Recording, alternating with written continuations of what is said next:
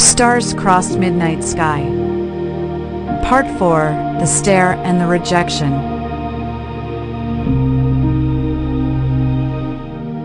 Max and Bella stared at each other in shock and disbelief. They didn't know what to say or do. They felt a rush of emotions, from joy to sorrow, from love to hate.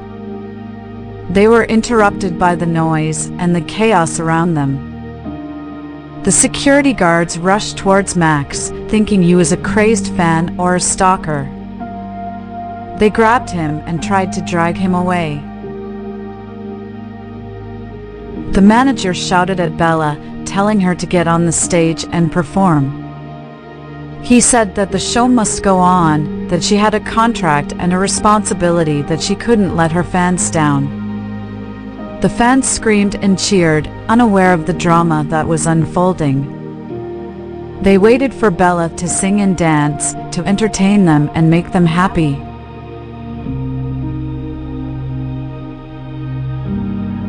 Bella felt torn and confused. She wanted to go to Max, to hug him and kiss him, to apologize and explain. She wanted to leave with him, to escape this world of fame and fortune, to start over with him. But she also wanted to stay, to do her job and fulfill her dreams, to please her fans and make them proud.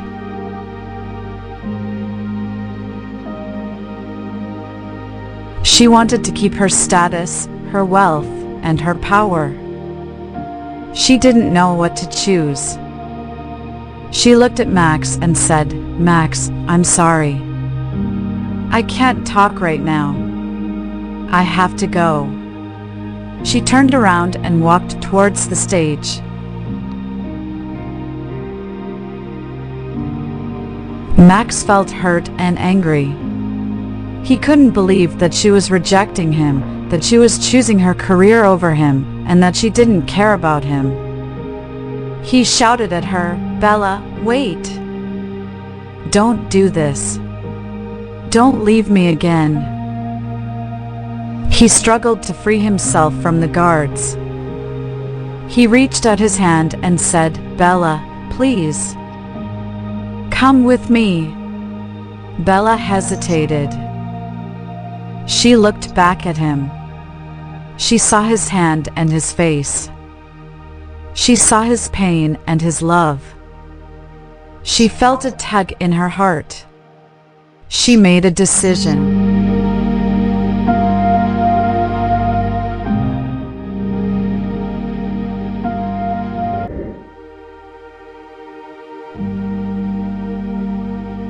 Stars crossed midnight sky.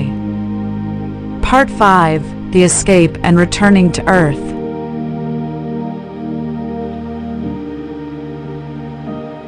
Bella made a decision. She dropped her microphone and ran towards Max. She pushed away the guards and grabbed his hand. She said, "Max, I'm sorry. I love you.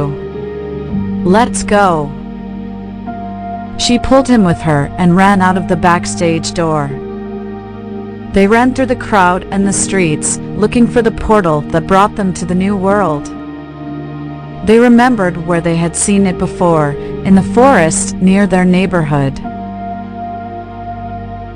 They hoped it was still there and that it would take them back home. They reached the forest and saw the portal. It was still glowing and humming, waiting for them. They ran towards it, holding hands. They said, "Let's go home." They jumped into the portal. They felt a surge of energy and light. They blacked out. They woke up in different places.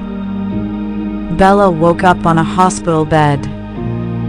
She looked around and saw doctors and nurses. She saw machines and monitors. She saw her parents and her brother. They looked older and different, but she recognized them instantly. They saw her and gasped. They hugged her and cried. They said, "Bella, you're alive. You're back." Bella was confused and scared. She didn't know where she was or what year it was. She didn't know what had happened to her or to Max. She asked, "Where am I? What's going on? Where's Max?" Her parents explained that she had been missing for 10 years, that they had found her unconscious in the forest, that they had brought her to the hospital, that they didn't know who Max was or where he was.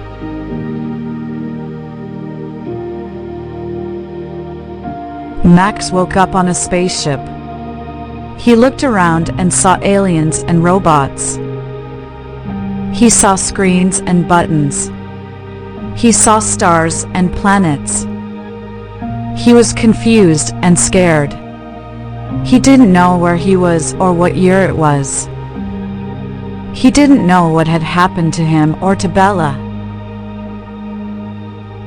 He asked, "Where am I? What is going on? Where's Bella?" The aliens explained that he had been found unconscious in a portal, that they had rescued him and brought him to their spaceship, that they didn't know who Bella was or where she was.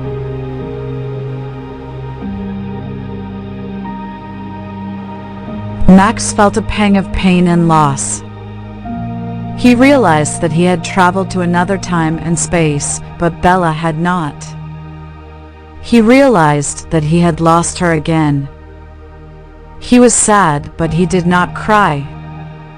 He wanted to be tough in front of the aliens.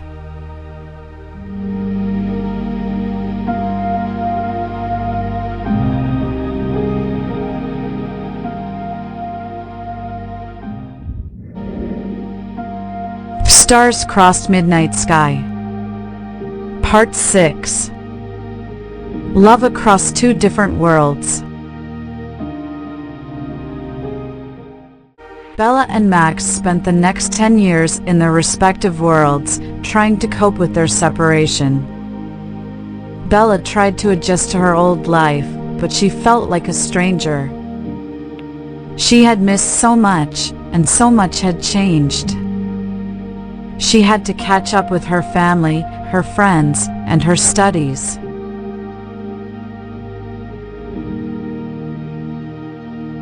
She had to deal with the media, the police, and the scientists. She had to explain her disappearance, her return, and her story. She never stopped thinking about Max, and never stopped hoping that he was alive and well. She kept the star pendant that he had given her as a symbol of their love.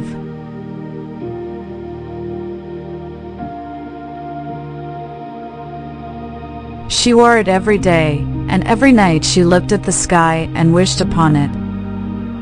She became a writer and wrote books about her experience. She hoped that one day, Max would read them and find her. Max tried to survive in his new world, but he felt like an outcast.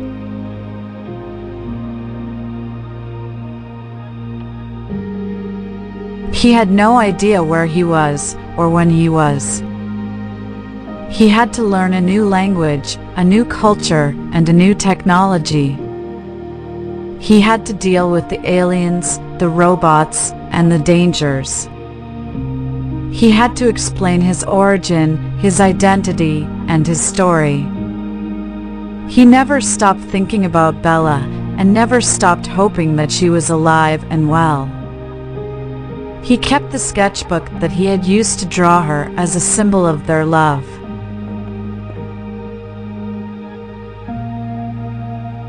He drew her every day, and every night he looked at the stars and wished upon them.